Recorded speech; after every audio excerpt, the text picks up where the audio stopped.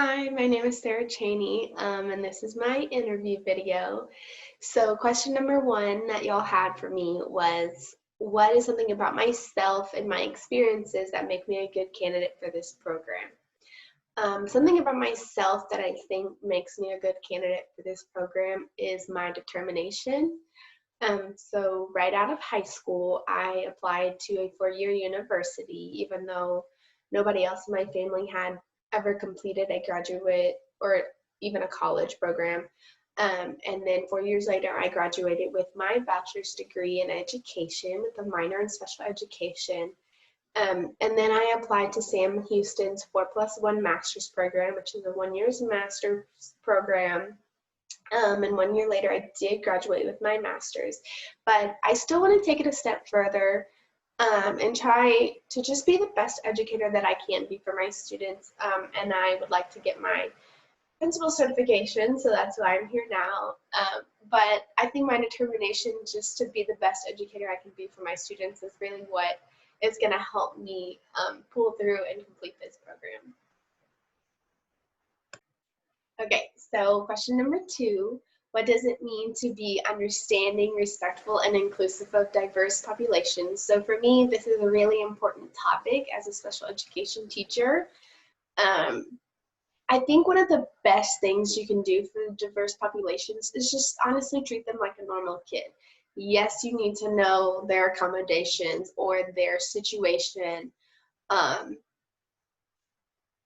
but they're still a student, they're still a kid, they want to be there to learn, and they want to be social, they want to have friends, they're going to have their good days and they're going to have their bad days, they're just like any other kid.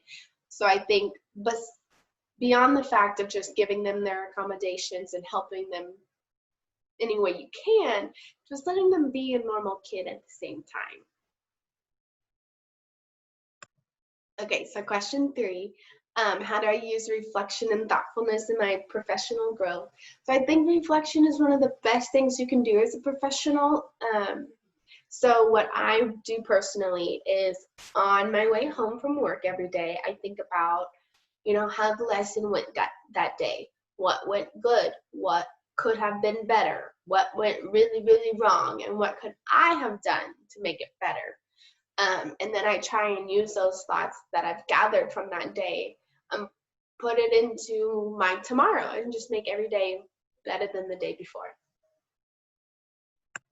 Okay, so question four, describe some effective school leadership practices. So I think one of the best things to do is one, treat your staff with kindness and respect. You may be the principal or the assistant principal, but they know just as much as you, maybe even more. Maybe they've been teaching longer than you. So I think being respectful and kind to them is always great.